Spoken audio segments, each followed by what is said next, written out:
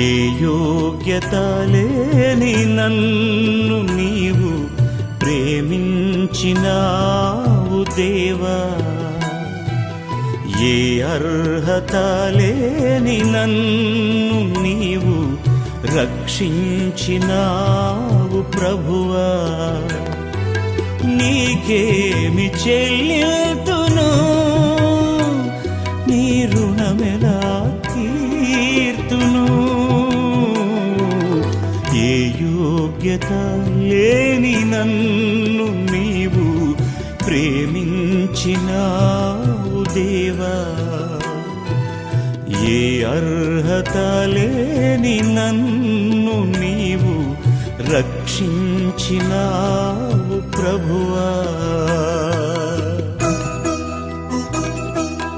Praise the Lord. మన ప్రభువైన యేసుక్రీస్తు వారి నామమున మీ అందరికీ కూడా శుభములను తెలియజేస్తూ ఉన్నాను. ప్రతి వారం ఇలాగో దేవుని పిల్లలముగా మనం కలుసుకోవడానికి దేవుడు మనకిచ్చిన గొప్ప వాక్యాన్ని బట్టి దేవునికి ఆ మహిమ కలుగునుగాక. ప్రార్థన చేసుకొని ఈ యొక్క ఆరాధనను ఆరంభం చేసుకుందాం. మమ్మల్ని మిక్కిలిగా ప్రేమించిన మా ప్రియ పరలోకపు తండ్రి యేసు స్వామి, మీకున్నతమైన శ్రేష్టమైన ఘనమైన నామమును బట్టి మీకు వందనాలు చెల్లిస్తున్నాను. అయినా ఈ యొక్క సాయంకాల సమయములో నీ వాక్యమును మేము ధ్యానం చేసుకుని చుండగా నీ వాక్యపు లోతులలో ఉన్నటువంటి ప్రతి మర్మమును మీరు మాకు తెలియచేయమని యేసయ్య నామమును అడిగి వేడుకొనుచున్నాను తండ్రి, ఆమేన్. అందరం కూడా హెబ్రీలకు రాసినటువంటి పత్రిక 8వ అధ్యాయము 5వ వచనాన్ని మనం చదువుకుందాం. మోషే గుడారము అమర్చిపోయినప్పుడు కొండ మీద నీకు చూపబడిన మాదిరి చొప్పున సమస్తమును చేయుటకు జాగ్రత్త పడమని దేవుని చేత హెచ్చరించబడిన ప్రకారము ఈ యాజకులు పరలోక సంబంధమగు వస్తువుల ఛాయారూపకమైనటువంటి గుడారమందు సేవ చేయుదురు. హల్లెలూయా. నా ప్రియమైనటువంటి దేవుని బిడ్డలారా, పరలోకములో నుండి ఇవ్వబడినటువంటి ఒక నమూనా. ఇది భూమి మీద స్థాపించబడినటువంటిది కాదు. దీని క్రమం పరలోకములో ఎలా ఉందో దాని బ్లూ ప్రింట్, అంటే అక్కడ ఒరిజినల్ ఉంది, ఇక్కడ డూప్లికేట్ ఉంది. ఇక్కడ భూమి మీద మోషేకు ఎలాగూ దాన్ని స్థాపించాలని నియమించి ఉన్నాడో అది ముందుగానే పరలోకములో నియమించబడిందని ఈ లేఖనం యొక్క సారాంశమై ఉన్నది. నా ప్రియమైన దేవుని బిడ్డలారా, ఈ యొక్క లేఖన భాగంలో గనుక మనం గమనించినట్లయితే ఇది 8 భాగాలుగా ఇక్కడ విభజించబడుతూ ఉంటుంది. మొదటిది మనం ఇక్కడ చూస్తే ప్రవేశ ద్వారము ఉంటుంది. రెండవది మనం ఇక్కడ చూస్తే ఇత్తడి బలిపీఠము ఉంటుంది. ఆ తర్వాత 3వ స్థానము ఇత్తడి గంగాళము ఉంటుంది.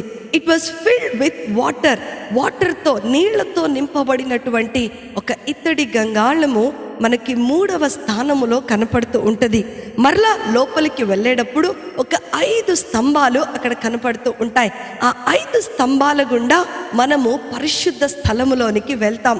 అప్పుడు వరకు కూడా మనము బయట ఉన్నటువంటి ప్రాంగణములోనే, we were in the outer court of the టబర్నకల్.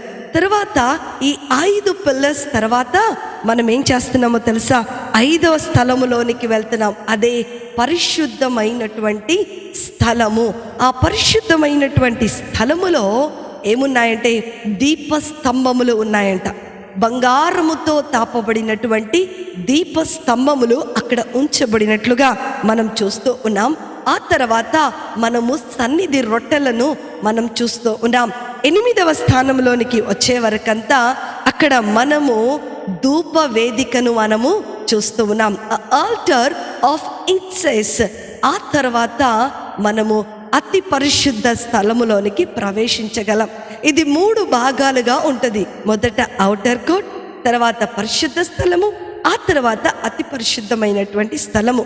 ఒక్కొక్క స్థలము ఒక్కొక్క ప్రాముఖ్యతను, ప్రాధాన్యతను చేకూర్చుకున్నట్లుగా లేఖనముల ద్వారా ప్రభు మనతో మాట్లాడుతూ ఉన్నాడు. మొదటి స్థలాన్ని మనం గమనించినట్లయితే ప్రవేశ ద్వారము, ద ఎంట్రన్స్ గేట్. ఈ యొక్క ప్రవేశ ద్వారం యొక్క ప్రాముఖ్యతను గనక మనం చూస్తే ఇది ఒకటే, it's only the entrance and it's only the exit. Entrance exit ఒకటే ద్వారముగా ఉంటుందంట. దీనికి సైడ్ డోర్స్ ఉండవు, దీనికి బ్యాక్ డోర్స్ ఉండవు. ఏ ద్వారము కూడా ఇందులోనికి వెళ్ళటానికి లేదు. అందులో నుంచే ప్రవేశించాలి. ఆ ద్వారము గుండానే బయటకు రావాలని ఈ యొక్క ఔటర్ కోట్ని చేసినట్లుగా లేఖన భాగంలో ఈ నిర్గమ కాండంలో మనము చూస్తూ ఉన్నాం. నా ప్రియమైన దేవుని బిడ్డలారా, యేసు ప్రభువారు చెప్పారు, నా ద్వారా తప్ప మీరు ఎవరి ద్వారాను తండ్రి యొద్దకు చేరలేరు అని. యేసు ప్రభువారు చెప్పిన మాటలు ఈ యొక్క ప్రవేశ ద్వారమునకు చాలా చాలా సాదృశ్యముగా ఉంటూ ఉన్నాయి. ఈ ప్రవేశ ద్వారములోనికి మనం వెళ్ళాలి అంటే ఇవి 4 స్తంభముల చేత స్థాపించబడినట్లుగా మనం చూస్తూ ఉన్నాం. ఈ 4 స్తంభములు యేసు ప్రభువారి యొక్క 4 సువార్తలకు సాదృశ్యంగా ఉన్నాయి. అవి ఎలా ఉన్నాయో మనం చూడాలంటే నిర్గమ కాండము 25వ అధ్యాయము 4వ వచనాన్ని మనము గనక చూస్తున్నట్లయితే, నీల ధూమ్ర రక్తవర్ణములు సన్నపు నార మేక వెంట్రుకలు అక్కడ పోయబడి ఉండెను. హల్లెలూయా. ఎలా ఉన్నాయంటండి? ఇవి నీలము, ఊదా రంగు అండ్ రక్తవర్ణపు రంగుతో అవి ఉన్నట్లుగా మరి మనము అక్కడ చూస్తూ ఉన్నాం. నీలము దేవుని యొక్క యేసు ప్రభువారి యొక్క దైవత్వానికి, ఊదా రంగు ఆయనలో ఉన్నటువంటి రాజరికానికి, రక్తవర్ణపు ఆయన మన కొరకు చిందించినటువంటి పరిశుద్ధమైనటువంటి రక్తానికి సాదృశ్యముగా ఉన్నట్లుగా మనం చూస్తూ ఉన్నాం. దేవుని యొక్క లేఖనాలు చెప్తూ ఉన్నాయి, ఆయనే మార్గము, సత్యము, జీవమునై ఉన్నాడు. యేసు ప్రభువారే మన మార్గమును, మన సత్యమును, జీవమునై ఉన్నాడు.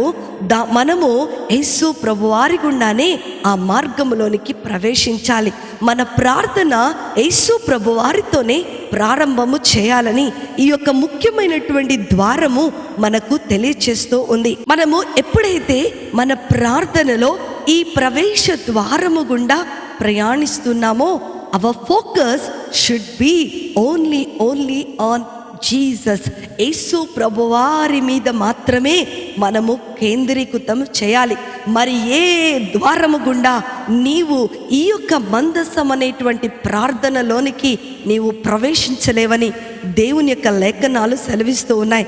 అందుకనే దావీదు మహారాజ్ అంటాడు, 150వ దావీదు కీర్తన 1వ చరణంలో మనం చూస్తే, యెహోవాను స్తుతించుడి, ఆయన పరిశుద్ధాలయమందు దేవునిని సన్నుతించుడి. హల్లెలూయా.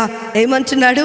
Come on, give thanks unto the Lord Jesus Christ who has shed his precious blood for you. యేసు ప్రభువారి యొక్క రక్తము నీ కొరకు చిందించబడింది కాబట్టి నీవు స్తుతి చెల్లిస్తూ దేవుని పరిశుద్ధమైన స్థలములోనికి ప్రవేశించు అని అక్కడ ఆయన చెప్తూ ఉన్నాడు.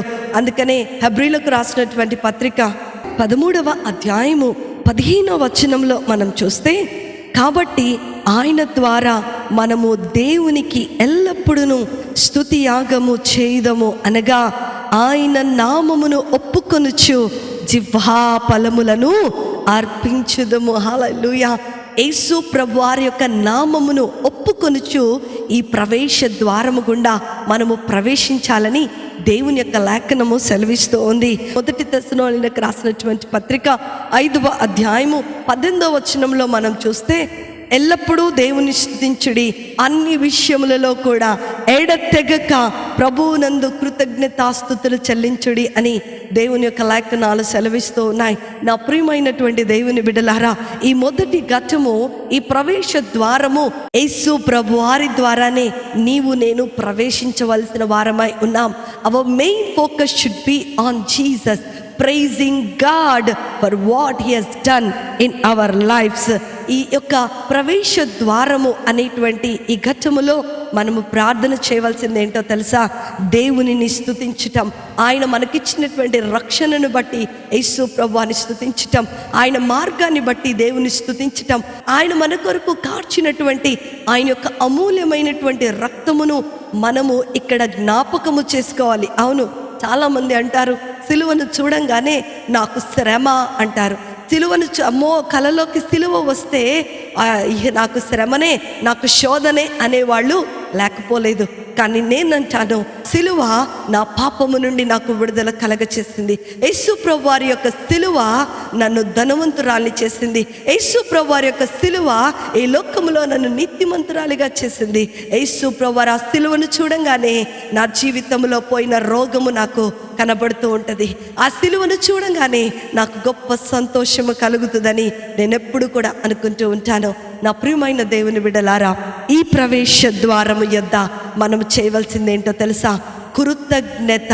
యేసు ప్రభు వారు నీ జీవితంలో చేసిన గొప్ప కార్యములను బట్టి, నీవు పొందుకున్న రక్షణను బట్టి, నీవు పొందుకున్న విడుదలను బట్టి, నీ జీవితంలో విడిపోయినటువంటి బానిసత్వపు బ్రతుకు నుండి దేవుడు నీకు విడుదల కలగజేసినటువంటి దాన్ని బట్టి ప్రార్థన చేయాలి. ప్రభా, నన్ను రక్షించినందుకు నీకు వందనాలు.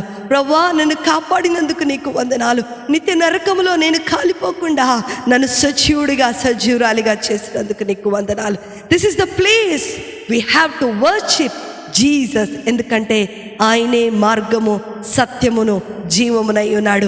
ఆయన తప్ప ఎవ్వరు కూడా లోపలకు ప్రవేశించలేరు. ఈ ప్రవేశ ద్వారానికి ఎలా అయితే ఎంట్రన్స్ ఎగ్జిట్ ఒకటే ఉంటుందో, no side doors, no back doors and nothing, ఎక్కడ కూడా ఏమీ లేదు. చాలామంది చాలా రకాలైనటువంటి బోధలు నేటి దినములలో కనబడుతూ ఉన్నాయి. కానీ నా ప్రియమైన దేవుని బిడ్డలారా, దేవుని వాక్యం చెప్తుంది, ప్రవేశ ద్వారము యేసు ప్రభువారే. Come on my dear brother and sister, enter this gate with a heart of thanksgiving. కృతజ్ఞతతో కూడినటువంటి ప్రార్థనతో ఈ ద్వారమును నీవు ప్రవేశించాలని నేను ఆశపడుతూ ఉన్నాను. రెండో విషయాన్ని మనం ఇక్కడ చూస్తున్నట్లయితే ఇత్తడి బలిపీఠము కనబడుతూ ఉంది. ఈ యొక్క ఇత్తడి బలిపీఠము ఆవరణము లోపల మొదటిగా ఉంచబడుతూ ఉంది. మనం ఎప్పుడైతే ప్రవేశిస్తూ ఉంటామో తర్వాత మనకు ఇత్తడి బలిపీఠము కనబడుతూ ఉంది. ఈ యొక్క ఇత్తడి బలిపీఠము ఇది ఓపెన్ ఎయిర్లోనే ఉంచబడినట్లుగా మనము ఇక్కడ లేఖన భాగంలో మనం చూస్తూ ఉన్నాం. దిస్ ప్లేస్ ఏంటి అనంటే సాక్రిఫైస్ చేసేటువంటి ప్లేస్. ఈ యొక్క ఇది దేనికి గుర్తుగా ఉందండి? బలి ఇచ్చేదానికి గుర్తుగా ఉంది. ఏమి బలి ఇవ్వాలి అని ఈ లేఖన భాగంలో మనం చూస్తున్నట్లయితే అందరం కూడా రోమీలకు రాసినటువంటి పత్రిక 12వ అధ్యాయము 1వ వచనాన్ని గనక మనం చదువుకున్నట్లయితే అక్కడ ఒక చక్కటి మాటను మనం చూస్తున్నాం. పరిశుద్ధమును దేవునికి అనుకూలమునైన సజీవ యాగముగా మీ శరీరములను ఆయనకు సమర్పించుకొనుడని దేవుని వాత్సల్యమును బట్టి మిమ్ములను బ్రతిమలాడుకొనుచున్నాను. హల్లెలూయా. ఈ యొక్క ఇత్తడి బలిపీఠము దగ్గర మనము ఏమి బలి ఇవ్వాలండి? ఏమి సజీవ యాగముగా దహనము చేయాలో తెలుసా? మన యొక్క శరీరమును, మన యొక్క శరీర ఆశలను, మన యొక్క శరీర కోరికలను, the lust of your body. నా ప్రియమైనటువంటి దేవుని బిడలారా, ఒకవేళ ఈ ప్రదేశములో నిన్ను నీవు నీ శరీరమును గనక బలి ఇవ్వలేకపోతే ఎట్టి పరిస్థితుల్లో కూడా అతి పరిశుద్ధ స్థలములోనికి నీకు ప్రవేశము లేదని దేవుని యొక్క లేఖనాలు సెలవిస్తూ ఉన్నాయి. We are the living sacrifices of the real God. Hallelujah. సజీవ యాగముగా మనలను మనము సమర్పించుకోవాలి. Putting our flesh on this altar. మన శరీరమును, మన శరీరాన్ని పాడు చేస్తున్న పాపాన్ని, నిన్ను దేవుణ్ణి దూరము చేస్తున్నటువంటి పాపాన్ని ఆ యొక్క బలిపీఠము మీద దహనము చేసే వారముగా మనం ఉండాలని దేవుని యొక్క లేఖనాలు సెలవిస్తూ ఉన్నాయి. అందుకనే హెస్కేలు గ్రంథము 18వ అధ్యాయము 21వ వచనములో మనం గమనించినట్లయితే, దుష్టుడు తాను చేసిన పాపములన్నిటినీ విడిచి నా కట్టడలన్నిటినీ అనుసరించి నీతిని అనుసరించి న్యాయము జరిగించిన ఎడల అతడు మరణము నొందడు, అవశ్యముగా అతను బ్రతుకును. హల్లెలూయా. ఎంత గొప్ప వాగ్దానం దేవుడు చేస్తున్నాడు చూడండి. ఈ రెండవ విషయంలో మనం, ఈ రెండవ ప్రదేశంలో మనం ప్రార్థన చేయవలసింది ఏంటో తెలుసా? నీ శరీరమును మరి అక్కడ విడిచిపెట్టాలి. అందుకనే సొలొమోను మహారాజు అంటాడు, 28 సామెతలు 28వ అధ్యాయము 13వ వచనంలో మనం చూస్తే, అతిక్రమములను దాచిపెట్టువాడు వర్ధిల్లడు గాని వాటిని ఒప్పుకొని విడిచిపెట్టువాడు కనికరము పొందుకుంటాడు. ఇక్కడ కనికరము పొందుకునేటువంటి ఈ యొక్క బలిపీఠము, నీ పాపములు దహనము చేసేటువంటి బలిపీఠము, నీ శరీరేచ్ఛలు దహనము చేసేటువంటి బలిపీఠము, నీ శరీరాన్ని పాడు చేస్తున్న ప్రతి కోరికను చంపేసేటువంటి ప్రదేశము ఈ యొక్క ఇత్తడి బలిపీఠముగా మనం చూస్తూ ఉన్నాం. అందుకనే అపోస్తల కార్యములు 3వ అధ్యాయము 19-20 వచనాలు మనం గమనిస్తే, ప్రభు సముఖము నుండి విశ్రాంతి కాలము వచ్చినట్లు మీ కొరకు నియమించిన యేసు క్రీస్తును ఆయన పంపునట్లును మీ పాపములు తుడిచివేయబడు నిమిత్తము మారు మనస్సు పొంది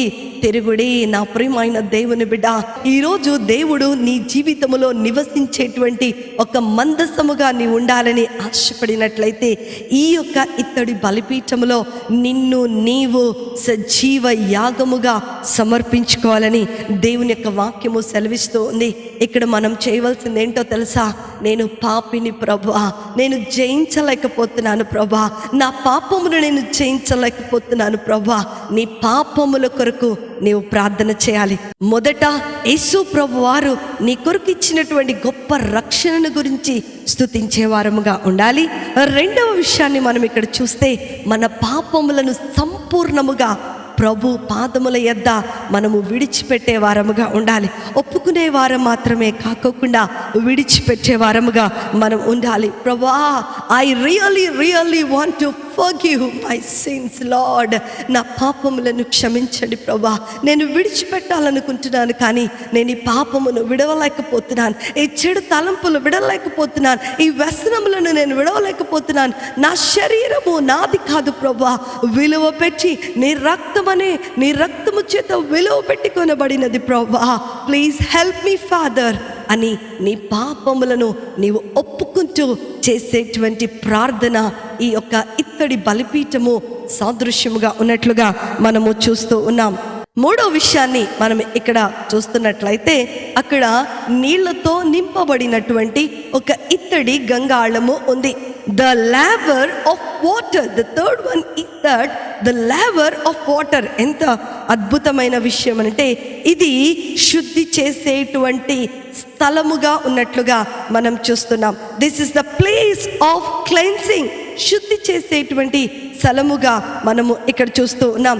ఇది బాప్తిజానికి సాదృశ్యముగా ఉంది. బాప్తిజపు తొట్టికి సాదృశ్యముగా ఉన్నట్లుగా మనము చూస్తూ ఉన్నాం. మనము ఎప్పుడైతే పశ్చాత్తాపడుతూ ఉన్నామో, ఎప్పుడైతే మన పాపములను మనము ప్రభు యొద్ద ఒప్పుకున్నామో, ఆ వెంటనే మనం ఏం చేయాలో తెలుసా?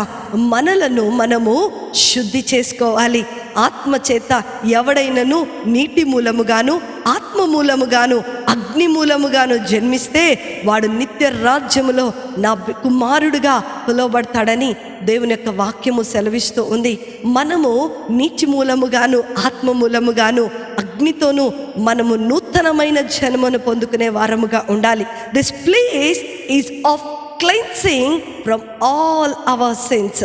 ఇజ్రాయేలీలు ఐగుప్తు అనేటువంటి పాపములో ఉన్నప్పుడు మోషేను ప్రభు పంపించాడంట. ఆ ఐగుప్తు బానిసత్వములో నుండి, ఆ పాపపు బానిసత్వంలో నుండి ఇజ్రాయేలీలను బయటకు తీసుకొని రా అని.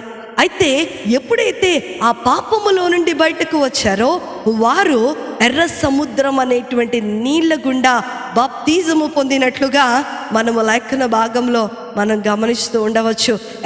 They was gonna through the water of the Red Sea. హల్లెలూయా. అందుకనే నా ప్రియమైన దేవుని బిడ్డలారా, ఎఫెసీలకు రాసినటువంటి పత్రిక 5వ అధ్యాయము 25-27 వచనాలు మీరు తప్పకుండా చదవండి. అందులో ఒక చక్కటి మాట ఏముంటుందంటే, మనము అనుదినము వాక్యం అనేటువంటి ఉదక స్నానము చేత మనలను మనము శుద్ధి చేసుకునే వారముగా ఉండాలి. మనలను మనము కడుగుకునే వారముగా ఉండాలని దేవుని యొక్క వాక్యము సెలవిస్తూ ఉంది. ఎందుకంటే హెబ్రీలకు రాసినటువంటి పత్రిక 4వ అధ్యాయము 12వ వచనాన్ని గనక మనం గమనించినట్లయితే, వాక్యం అంట సజీవము గలదై అది రెండంచెల గల వాడిగల ఖడ్గమునై ఉన్నదని అక్కడ లేఖన భాగంలో మనం చూస్తూ ఉన్నాం. The word which cleanses all our sins. మనం ఏదైతే ఒప్పుకున్నామో, ఏదైతే విడిచిపెట్టేశామో, దాని సమస్తాన్ని కూడా కడిగి వేసేస్తుందంట. నీ పాపమును విడిచిపెట్టేసిన తర్వాత వాక్యం అనే ఉదక స్నానము చేత నీవు శుద్ధి చేసుకోవాలని దేవుని యొక్క వాక్యము సెలవిస్తూ ఉంది. కనుకనే నా ప్రియమైన దేవుని బిడ్డలారా, దావీదు మహారాజు అంటున్నాడు 51వ కీర్తన 2వ చరణములో, నా దోషము పోవునట్లుగా నన్ను బాగుగా కడుగుము, నా పాపము పోవునట్లు నన్ను పవిత్రపరచుము. నా దోషము పోయేటట్లుగా నన్ను బాగా కడుగయ్యా. ఈ దోషము నాకొద్దు, ఈ పాపము నాకొద్దు ప్రభువా. నీ పరిశుద్ధమైన అగ్ని చేత నన్ను కడగండి, నీ పరిశుద్ధమైన ఆత్మ చేత నన్ను కడగండి, ఈ యొక్క బాప్తిజం అనే నీళ్ళ చేత నన్ను కడగండి ప్రభువా అని దావీదు మహారాజు ఇక్కడ చెప్తూ ఉన్నాడు. నా ప్రియమైన దేవుని బిడ్డలారా, ఇక్కడ మనం చేయవలసిన ప్రార్థన ఏంటో తెలుసా? దేవా, నన్ను శుద్ధి చేయండి, నా శరీరాన్ని కడగండి, నా హృదయాన్ని కడగండి, నా చేతులను కడగండి, నా ఆలోచనలు కడగండి, నా హార్ట్ని కడగండి, నా బ్రెయిన్ని కడగండి. ఎలాంటి చెడు ఆలోచనలు రాకుండా నన్ను శుద్ధి చేయండి ప్రభా. నేను పరిశుద్ధరాలిగా ఉండటానికి, నేను పరిశుద్ధుడిగా ఉండటానికి, నేను పరిశుద్ధమైన అగ్ని చేత నింపబడి ఉండటానికి మీరు నన్ను కడగండి ప్రభా అని ఇక్కడ మనము ప్రార్థన చేయవలసిన వారముగా ఉన్నాం. 4వ విషయాన్ని గనక మనం గమనిస్తే ఇక్కడ ఏముందండి? The 5 pillars entrance to the holy place. పరిశుద్ధ స్థలములోనికి మనం ప్రవేశిస్తున్నాం. ఇప్పుడు వరకు కూడా మనం ఆవరణంలో ఉన్నాం. ఆవరణంలోనికి ప్రవేశించిన తర్వాత మన పాపములు, మన శరీరములను అక్కడ మనము శరీర పాపములను అక్కడ బలి ఇచ్చిన తర్వాత మనము పరిశుద్ధమైనటువంటి అగ్ని చేత కాల్చబడి శుద్ధి చేయబడిన వారమైన తర్వాత మనం ఇప్పుడు ఎక్కడికి వెళ్తున్నామో తెలుసా? పరిశుద్ధమైన స్థలములోనికి వెళ్తున్నాం. ఎంత గొప్ప మాట! ఆ పరిశుద్ధమైన స్థలములోనికి మనం వెళ్ళటానికంటే ముందు అక్కడ 5 స్తంభములు ఉన్నట్లుగా, ఎంట్రన్స్లో 5 స్తంభములు ఉన్నట్లుగా మనం చూస్తూ ఉన్నాం. ఈ 5 స్తంభములు దేనికి సాదృశ్యంగా ఉన్నాయంటే, యెషయా గ్రంథము 9వ అధ్యాయము 6 నుండి 7 వచనాలు గనక మనము గమనిస్తే, ఆశ్చర్యకరుడు, ఆలోచనకర్త, బలవంతుడైన దేవుడు, నిత్యుడగు తండ్రి, సమాధానకర్త అయినటువంటి దేవునిని ఈ 5 పిల్లర్లు సూచిస్తూ ఉన్నాయి. ఈ 5 స్తంభాలు సూచిస్తూ ఉన్నాయి. అంటే ద్వారము యేసు ప్రభువారు మాత్రమే. ఇక్కడ రాయబడినటువంటి లేఖనములన్నీ కూడా యేసు ప్రభువారు మాత్రమే. మనము ఏ ప్రదేశంలోనికి ప్రవేశించాలన్నా our main focus should be on Jesus. హల్లెలూయా. నా ప్రియమైనటువంటి దేవుని బిడలారా, ఈ 5 స్తంభములు దేవుని యొక్క 5 గుణగణాలకు సూచనగా ఉన్నట్లుగా మనం చూస్తున్నాం. ఆయన ఆశ్చర్యకరుడిగా ఉన్నాడు, ఆయన ఆలోచనకర్తగా ఉన్నాడు, ఆయన బలవంతుడైన దేవుడిగా ఉన్నాడు, ఆయన నిత్యుడగు తండ్రిగా ఉన్నాడు. అంత మాత్రమే కాదు, ఆయన సమాధానకర్తగా ఉన్నాడు. నీ జీవితంలో ఈ 5 ఆశీర్వాదాలను ద్వారా మనము లోనికి ప్రవేశించటానికి ఆయన అనుమతిస్తూ ఉన్నాడు. అందుకనే యోహాను రాసినటువంటి సువార్త 14వ అధ్యాయము 27వ వచనంలో మనం చూస్తే, శాంతిని మీకు అనుగ్రహించి వెళ్ళుచున్నాను, నా శాంతిని మీకు అనుగ్రహించుచున్నాను, లోకమిచ్చినట్టుగా నేను మీకు అనుగ్రహించటలేదు, మీ హృదయమును కలవరపడనీయకుడి. హల్లెలూయా. ఇక్కడ ఏమంటున్నాడండి? నీ హృదయాన్ని కలవరపడనీయకు, నేను నీకు శాంతిని, సమాధానముని ఇస్తున్నాడు. నేను ఆశ్చర్యకరుడుగా ఉన్నాడు నీ జీవితంలో ఆశ్చర్యమైన కార్యాలు చేయడానికి. అందుకనే దావీదు మహారాజు అంటాడు 40వ దావీదు కీర్తన 5వ చరణములో మనం గమనిస్తే, యెహోవా నా దేవా, నీవు నా ఎడల జరిగించిన ఆశ్చర్యక్రియలు, మా ఎడల నీకున్న తలంపులు బహు విస్తారమైనవి ప్రభువా అని ఇక్కడ ప్రార్థన చేస్తున్నాడు. నా ప్రియమైన దేవుని బిడ్డలారా, ఇక్కడ మనము చేయవలసిన ప్రార్థన ఏంటో తెలుసా? ఆయన గైడెన్స్ కొరకు మనం ప్రార్థన చేయాలి. అవును ప్రభువా, నువ్వు ఆశ్చర్యకరుడువు, నా జీవితంలో ఆశ్చర్యమైన కార్యాన్ని చేయండి. నువ్వు బలవంతుడైనటువంటి దేవుడవు, నా జీవితంలో బలమైనటువంటి కార్యాలు మీరు జరిగించండి. ఇక్కడ విజ్ఞాపన ప్రార్థన మనం చేయాలి. Ask the guidance of God to guide you in each and every aspect of your life, my dear brother and sister. Just here we have to pray God to move mightily in your life.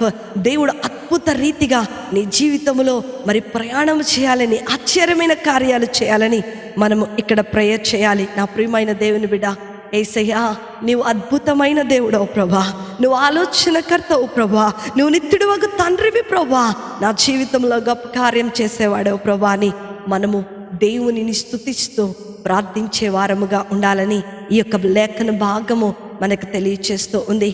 ఈ పరిశుద్ధమైనటువంటి స్థలము దేవునిని గణపరిచేటువంటి స్థలముగా ఉన్నట్లుగా దేవుని యొక్క లేఖనాలు సెలవిస్తూ ఉన్నాయి. ఈ యాజకులు ఈ పరిశుద్ధ స్థలములోనికి ప్రవేశించి వారు దేవునిని ఆరాధిస్తూ దేవునిని ఘనపరిచే వారిగా ఉన్నారు.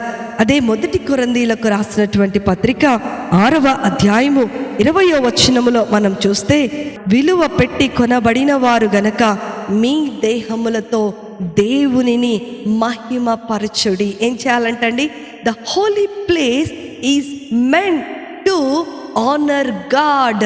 దేవునిని మహిమపరిచే వారముగా మనము ఉండాలి, దేవునికి భయపడే వారం. అదే 1 పేతురు పత్రిక 2వ అధ్యాయము 17వ వచనంలో మనం చూస్తే, దేవుని యందు సంపూర్ణమైనటువంటి భయభక్తులు కల వారముగా మనము ఉండాలి, తద్వారా దేవునికి మహిమ వస్తుందని లేఖన భాగములు ఇక్కడ మనకు తెలియచేస్తూ ఉన్నాయి.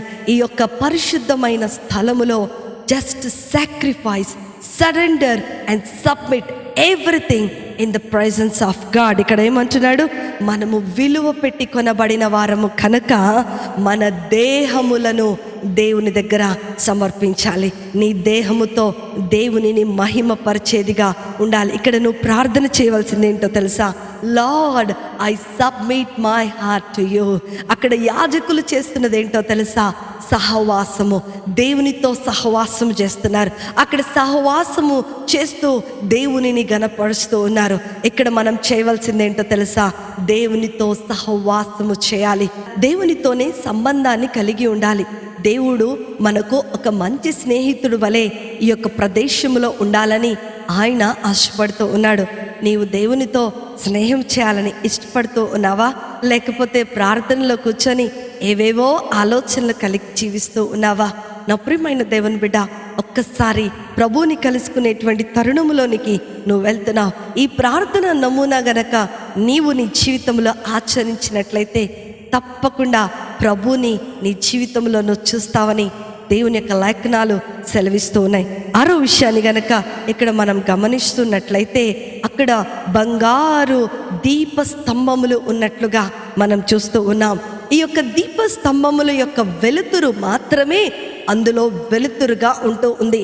ఆ పరిశుద్ధమైనటువంటి స్థలములో ఎలాంటి వెలుతురు, న్యాచురల్గా బయట నుంచి వచ్చేటువంటి వెలుతురు అక్కడ లేదు.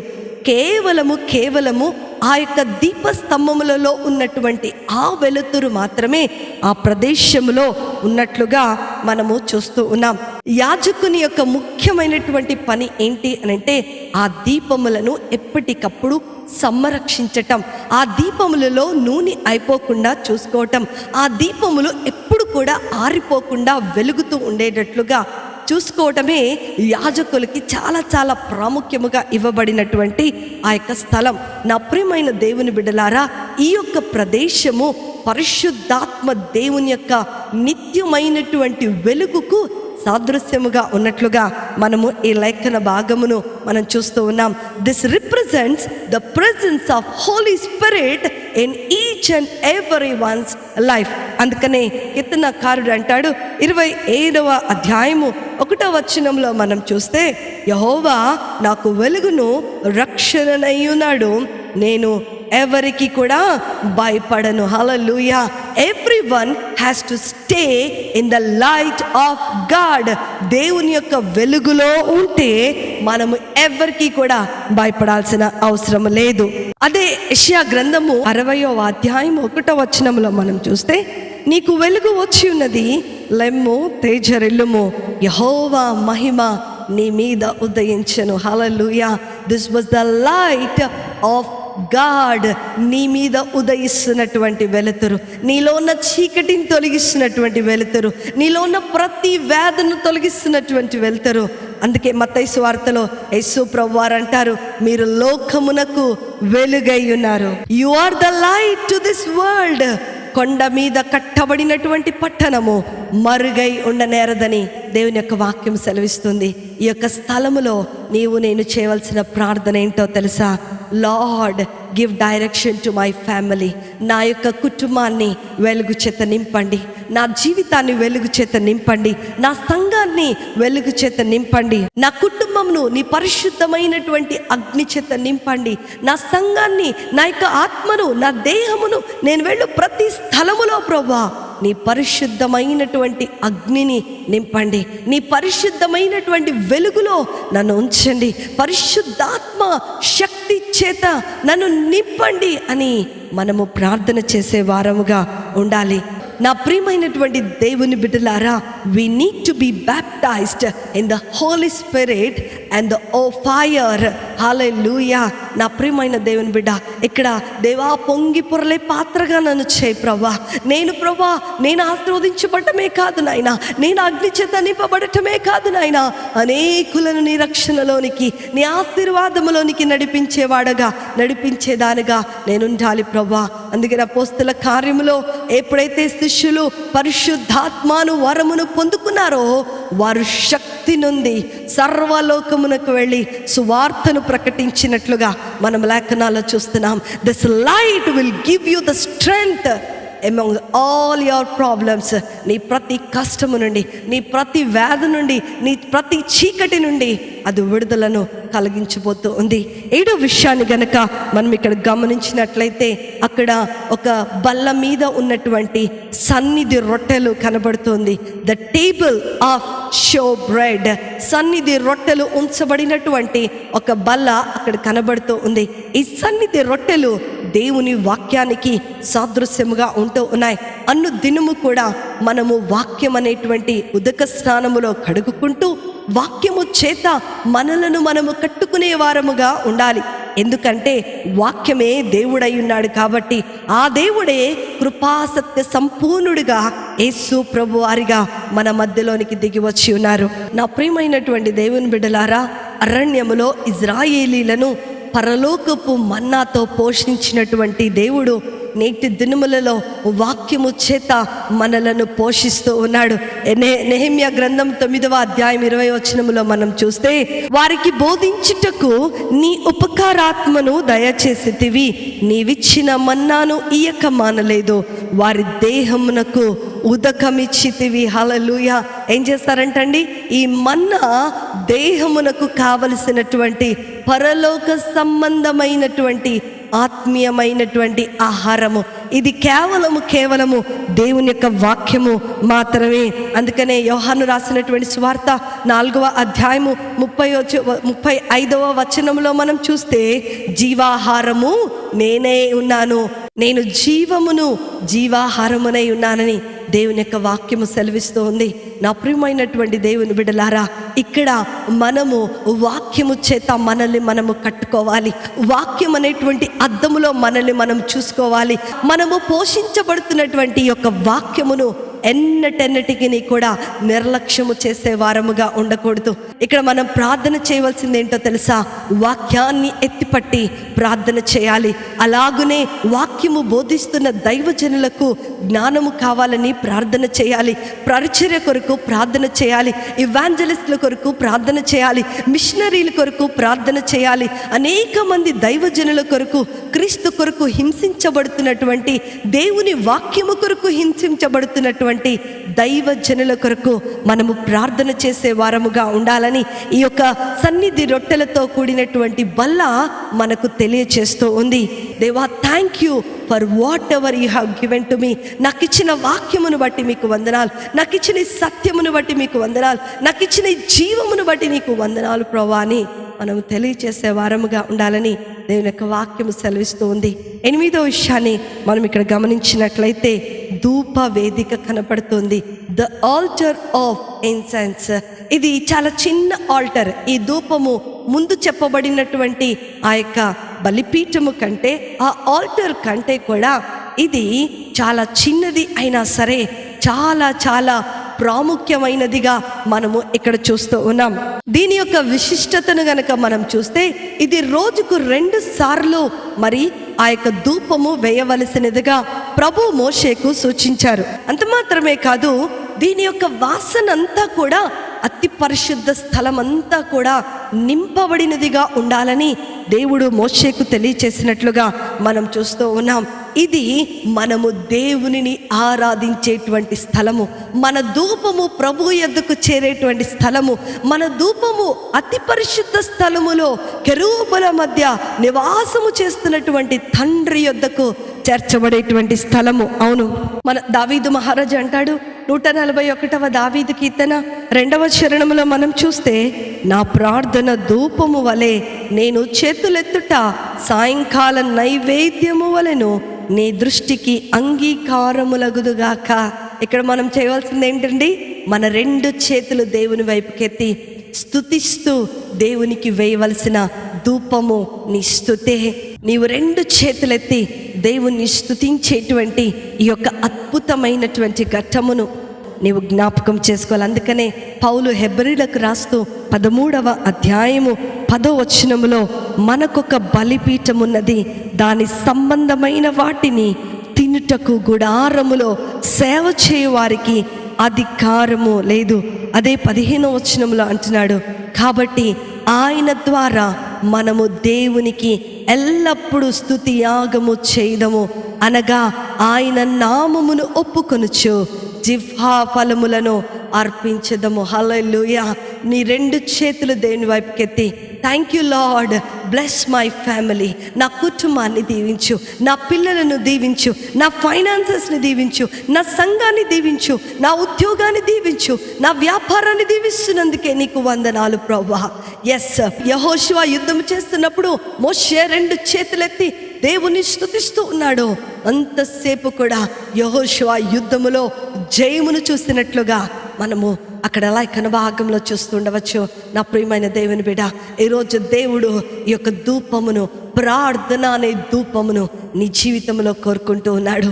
చివరి స్థలాన్ని మనం చూస్తున్నట్లయితే అతి పరిశుద్ధ స్థలము, అక్కడ మహిమాన్వితమైనటువంటి దేవుని యొక్క మందసము ఉంచబడినట్లుగా మనం చూస్తూ ఉన్నాం. పరిశుద్ధ స్థలానికి, అతి పరిశుద్ధ స్థలానికి అడ్డుగా ఒక తెర కూడా వేయబడినట్లుగా మనం చూస్తున్నాం. This is the final stage. ఆ తెర యేసు ప్రభు వారికి సాదృశ్యముగా ఉంది. ఎప్పుడైతే యేసు ప్రభు వారు సిలువలో మరణించారో ఆ దేవాలయపు తెర నడికి చిరిగిపోయినట్లుగా మనం చూస్తున్నాం. ఇప్పుడు ఎవ్రీబడి కెన్ గో ఇన్సైడ్. పాత నిబంధన కాలములో ఈ తెర తీయబడక మునుపు ఎవ్వరు కూడా కేవలము యాజకులు మాత్రమే లోపలకు ప్రవేశించడానికి అనుమతి ఉండేది. కానీ ఎప్పుడైతే యేసు ప్రభు వారి యొక్క రక్తము నీ కొరకు నా కొరకు చిందించబడిందో అప్పుడు ఆ యొక్క తెర చిరిగిపోయింది. Everybody got access into the holy of holy place. హల్లెలూయా. ఎంత అద్భుతమైనటువంటి కార్యము! ఆ యొక్క అతి పరిశుద్ధ స్థలములో మనము ఇంతకు ముందు చెప్పుకున్నాం. నేను కావాలంటే మీకు కింద డిస్క్రిప్షన్లో ఇస్తాను. ఈ నిత్య నిబంధన ఎలా ఉంటుందో నేను చెప్పాను, మీరు దాని గురించి చూడొచ్చు.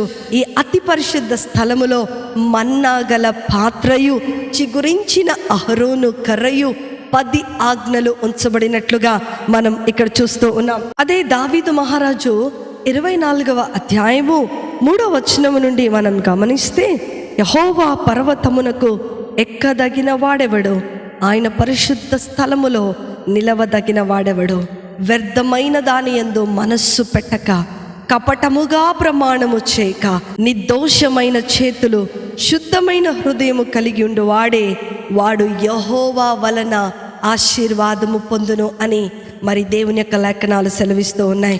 నా ప్రియమైనటువంటి దేవుని బిడ్డలారా, ఇక్కడ మనం ప్రేయర్ చేయవలసిన, ప్రార్థించవలసినటువంటి అంశం ఏంటో తెలుసా?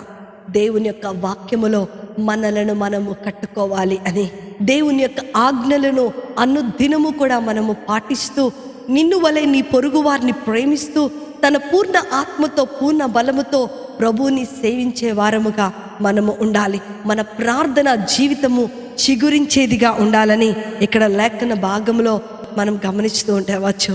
నా ప్రియమైన దేవుని బిడ్డ, ఈ నమూనా పరలోక రాజ్యములో నుండి ఇవ్వబడింది. నీవు ప్రవేశించి నీవు నీ జీవితాన్ని బలి ఇచ్చుకొని, తర్వాత నిన్ను నువ్వు వాక్యము చేత కడుగుకొని, తర్వాత నీవు ఆ యొక్క మండపంలో ద్వారా లోపలికి ప్రవేశించి, ఆ 5 పిల్లర్స్ ద్వారా లోపలికి ప్రవేశించి, అక్కడ నువ్వు దేవునితో సహవాసాన్ని కలిగి నీవు దేవుని స్తుతిస్తూ దేవుని యొక్క సన్నిధానమును అనుభవిస్తూ పరిశుద్ధమైనటువంటి అగ్నిలో నిన్ను నువ్వు కడుగుకుంటూ దేవుని యొక్క వాక్యము చేత బలపరచబడుతూ ఎప్పుడైతే ఈ యొక్క ప్రార్థన నమూనాను నువ్వు చేస్తావో, ఇదిగో ప్రభువు నిన్నే ఒక మందసముగా చేయబోతున్నాడు. ఏమంటున్నాడు? నిన్ను యెహోవా వారిని ఆశీర్వదించును. నిన్ను దేవుడు ఆశీర్వదించబోతున్నాడు. దేవుడు నీకు సహాయం చేయాలని ఆశపడుతూ ఉన్నాడు. ఈరోజు ప్రభు నీతో నాతో మాట్లాడుతున్నాడు. పరలోకములో నుండి ఇవ్వబడిన ఈ నమూనా, ఈ ప్రార్థన నమూనాను, దిస్ మోడల్ ఆఫ్ ప్రేయర్ ఒకవేళ నీ జీవితంలో నువ్వు అవలంబించుకున్నట్లయితే you are a success, you are a defeater, you are a victorious person, you are a the great person. నీలో జయం ఉంటుంది, నీలో చీకటి ఉండదు, నీలో ఎలాంటి పాపం ఉండదు, ఏ సాతాను కూడా నిన్ను శోధించలేదు నా ప్రియమైన దేవుని బిడ్డ. కాబట్టి ఈ ప్రార్థన అవలంబించుకుందాం. దేవుని మహిమార్థమై మనం జీవిద్దాం. ఈ మాటలను దేవుడు దీవించునుగాక. ఆమేన్. ప్రార్థన చేసుకుందాం. మమ్మల్ని మిక్కిలిగా ప్రేమించిన మా ప్రియ పరలోకపు తండ్రి, మీకున్నతమైన శ్రేష్టమైన ఘనమైన నామమును బట్టి మీకు వందనాలు ప్రభువా. ఈ లేఖన భాగం ద్వారా మీరు మాతో మాట్లాడినటువంటి విధానమును బట్టి మీకు వందనాలు. మా ముందు మీరుంచినటువంటి ప్రార్థన నమూనాని బట్టి మీకు వందనాలు. ఈ ప్రార్థన ద్వారా ఆత్మీయమైనటువంటి జీవితాలలో మేము బలము తెచ్చుకొని నూతనమైనటువంటి శక్తి చేత నింపబడి నిత్యమైనటువంటి పరలోకము ఎల్లప్పుడూ కూడా మాతో, మా గృహములతో, మా బిడ్డలతో ఉంచినట్లుగా మీరు సహాయము దయచేయమని నజరేయుడైన యేసుక్రీస్తును శక్తి కలిగిన నామములో అతి వినయముతో అడిగి వేడుకొంచున్నాను తండ్రి. ఆమేన్, ఆమేన్, ఆమేన్. Praise the Lord. ప్రభు మిమ్ములను మీ కుటుంబాలను దీవించునుగాక. ఈ ప్రతి ప్రార్థన అవసరత మాకు తెలియచేయండి. దేవుడు ఖచ్చితంగా మీ ప్రార్థనకు జవాబునిస్తాడు. మీరు అనేక మంది దేవుడు మా జీవితంలో ఈ గొప్ప కార్యాలు చేశారక్క, మీరు ప్రార్థించినందుకు వందనాలని రిప్లై పంపిస్తున్నారు. అందుని బట్టి దేవునికే మహిమ కలుగునుగాక. మనందరము కలిసి ఇంకా అనేక మంది కొరకు ప్రార్థన చేద్దాం. దేవుడు ఈ కొద్ది మాటలను దీవించునుగాక. ఆమేన్.